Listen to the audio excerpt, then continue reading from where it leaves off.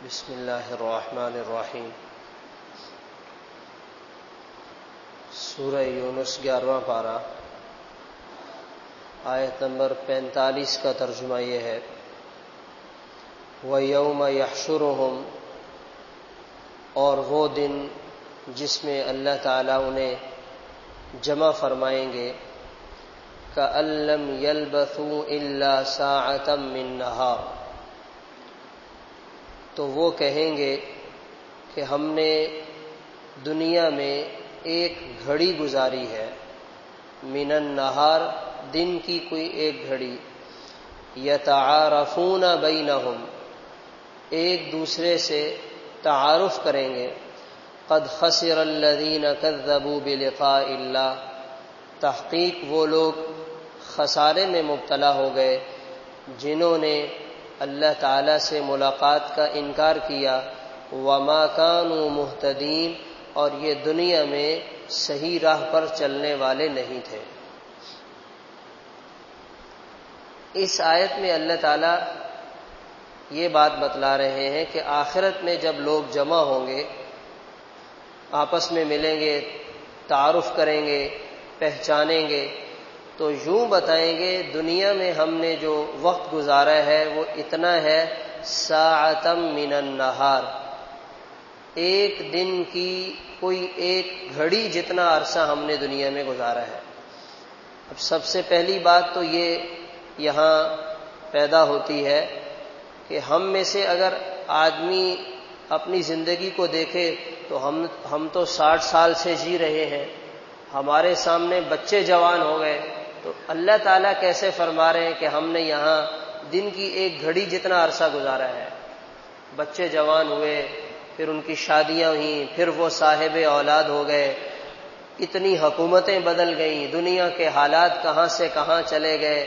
لوگوں میں، مزاج میں، معاشرے میں، رسم و رواج میں کتنی تبدیلی آئی، یہ تو ایک لمبا عرصہ بنتا ہے، اس کو اللہ تعالیٰ کیسے فرما رہے ہیں ساعتم من النہار؟ تو اس کا ایک جواب تو یہ ہے کہ جب اللہ تعالیٰ نے اس کو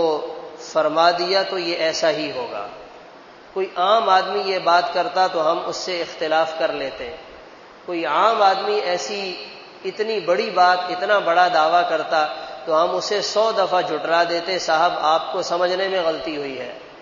آپ کو کسی نے غلط بتا دیا ہے، آپ کے ذہن میں کسی نے غلط ڈال دیا ہے، مگر چونکہ کہنے والے اللہ رب العزت ہیں تو اللہ کے سامنے تو ہمارے علم کی اور ہماری کوئی حیثیت نہیں ہے۔ تو اللہ تعالیٰ نے جب فرما دیا، ہمارے 60 سال ہوں، 100 سال ہوں، 150 سال ہوں، یہ ایسے ہی ہیں جیسے ایک دن کی ایک گھڑی۔ اور دوسرا جواب علماء یہ فرماتے ہیں جب انسان آخرت میں وہاں پہنچے گا اور پھر پیچھے مڑ کر دیکھے گا، عالم برزخ کا ایک زمانہ گزارا ہوگا اور قیامت کا ایک دن 50,000 سال کے برابر ہوگا، 10 سال نہیں، 50 سال نہیں، 100 سال نہیں، 10 صدیاں نہیں، 50,000 سال جب وہ ایک دن اتنا اس کا زمانہ ہوگا تو یہ 60-70 سال تو صرف 2.5 منٹ بنتے ہیں ایک دن کے مقابلے میں۔ تو پھر آدمی کو علی وجہ البصیرہ یہ بات سمجھ میں آ جائے گی کہ واقعی ہم نے دنیا میں دن کی ایک گھڑی جتنا عرصہ گزارا ہے، بس اس کے لیے تھوڑا سا انتظار کرنا پڑے گا۔ اگلی بات، اب جب یہ بات ایسی ہی ہے اور حقیقت کے ساتھ ہے اور سچ اور حق پر مبنی بات ہے، تو اب ہم نے سوچنا یہ ہے ایک انسان اپنی زندگی کو دنیا کی ایک گھڑی بنانے اور سنوارنے کے لیے لگا دے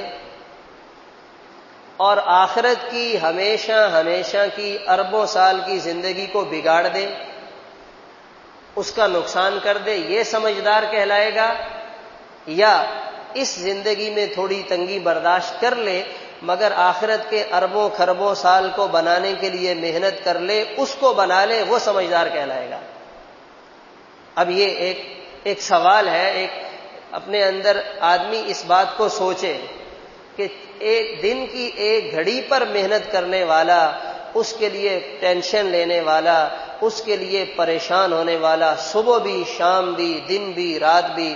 جیسے تھوڑی سی ذمہ داری آئی ٹینشن میں آ گیا، اپنے بچوں کو بھی ہر وقت یہی سمجھاتا ہے کہ بیٹا کچھ کر لو، کچھ بنا لو، کچھ کاروبار کر لو، کہیں یہاں جگہ لے لو، یہاں سرمایہ کاری کر دو۔ یہ ایک گھڑی کو بنانے کی ساری محنت ہے، اور وہ جو اربوں خربوں سال جہاں انسان نے گزارنے ہیں اور جہاں انسان نے ہمیشہ رہنا ہے، اس کے لیے کبھی کبھار موڈ ہو جاتا ہے تو بچوں کو کہہ دیتے ہیں بیٹا نماز پڑھ لیا کرو، یعنی وہ بھی موڈ پر ہے، ورنہ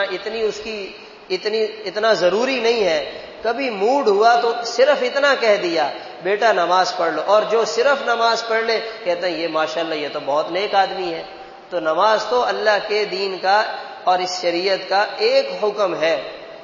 دین تو پوری زندگی کا نام ہے۔ تو اس لیے ہمیں میرے محترم دوستو عزیزو ان لوگوں میں اپنے آپ کو شامل کرنا ہوگا جو ہمیشہ کی زندگی کو بنانے کے لیے فکر مند رہتے ہیں۔ اگر قرآن پاک کا مطالعہ کیا جائے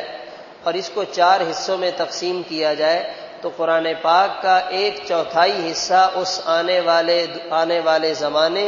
آنے والی کل اور آنے والی دنیا کو بنانے کی ترغیب دے رہا ہے۔ کل کیا ہوگا، کل قیامت آئے گی۔ ابھی ہم نے سورۃ مزمل کی تلاوت سنی ہے، اللہ تعالیٰ نے فرمایا ایسا دن آئے گا جس کا صدمہ، جس کا غم اور پریشانی اتنی ہوگی بچے اس غم کی وجہ سے بوڑھے ہو جائیں گے۔ یوم یجعل الولدان شیبا، اتنا اس کا غم شدت کے ساتھ ہوگا کہ انسان بچہ ہے اور اس غم کے صدمے میں آ کر وہ اپنے بچپن سے بڑھاپے تک پہنچ گیا، ایسی شدت کے ساتھ آئے گا۔ تو قرآن کا 1/4 تو ہمیں اس کی طرف دعوت دے رہا ہے، مگر انسان کیا ہے، اس کی طرف متوجہ ہوتا ہی نہیں ہے، اسے سنجیدگی سے لیتا ہی نہیں ہے۔ اللہ نے فرمایا قد خسر الذین کذبوا بلقاء اللہ، جنہوں نے اللہ کی ملاقات کا انکار کر دیا یہ خسارے میں ہے۔ احادیث میں اگر ہم آپ صلی اللہ علیہ وسلم کے ارشادات کو دیکھتے اور پڑھتے ہیں تو آپ نے بھی اپنی گفتگو میں زیادہ تر اپنی امت کے لوگوں کو اسی زندگی کی طرف متوجہ کیا ہے۔ جیسے حضرت عبداللہ بن عمر رضی اللہ تعالیٰ عنہ فرماتے ہیں ہم انصار کے کچھ لوگ آپ کی خدمت میں حاضر ہوئے اور ہم نے کہا یا رسول اللہ آپ بتائیے سمجھدار دور اندیش لوگ کون ہیں؟ من احزم الناس و اکیس الناس، جن کو سمجھدار عقل مند کہا جائے۔ آپ نے فرمایا عقل مند دور اندیش سمجھدار وہ لوگ وہ ہیں جو آخرت کی فکر کرتے رہتے ہیں، جو موت کو یاد رکھتے ہیں، یہ سمجھدار لوگ ہیں۔ اب ہم دیکھ لیں ہماری سوچ، ہمارا ذہن کیا کہتا ہے اور اللہ کے محبوب پیغمبر کیا ارشاد فرما رہے ہیں۔ آپ صلی اللہ علیہ وسلم نے ارشاد فرمایا ایک حدیث پاک میں، یہ دنیا اور دنیا کی ساری ترقی اور یہ ساری رونقیں آخرت کے مقابلے میں ایسے ہیں جیسے کوئی آدمی اپنی ایک انگلی سمندر کے پانی میں ڈالے، ایک قطرہ اس کی انگلی کے ساتھ لگے گا اور وہ باہر آ جائے گا اور باقی سارا پانی سمندر میں ہے۔ فرمایا یہ ایک قطرہ دنیا کی ساری ترقی ہے،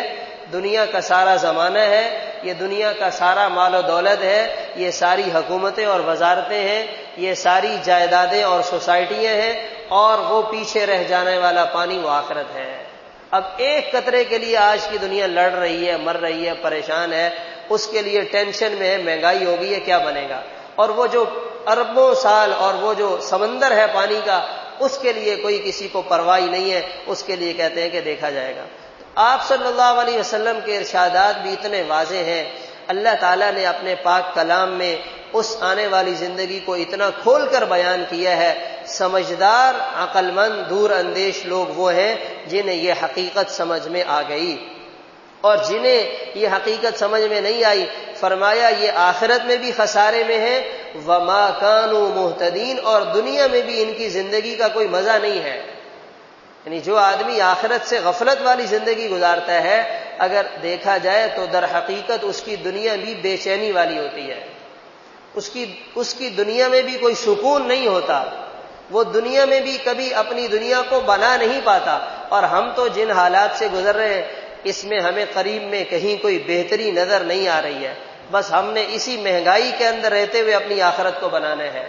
انہی حالات میں رہتے ہوئے اپنی آخرت کی تیاری کرنی ہے۔ اتنا کر لیں جس سے ہمیں کسی سے مانگنا نہ پڑے، اتنا اپنے لیے کر لے جس کے ہوتے ہوئے کسی کے سامنے ہاتھ نہ پھیلانا پڑے. اللہ کے خزانوں سے لے، اپنے اوپر اپنے گھر والوں پہ استعمال کریں، مگر اپنی آخرت کا نقصان نہ کریں. اپنی دنیا کی وجہ سے اپنے اللہ کو ناراض نہ کریں، اللہ کے حکموں کو نہ توڑیں، وگرنہ اس کا نقصان وہ پھر دنیا کے نقصان سے بھی زیادہ ہوگا. اللہ تعالیٰ عمل کی توفیق عطا فرمائے.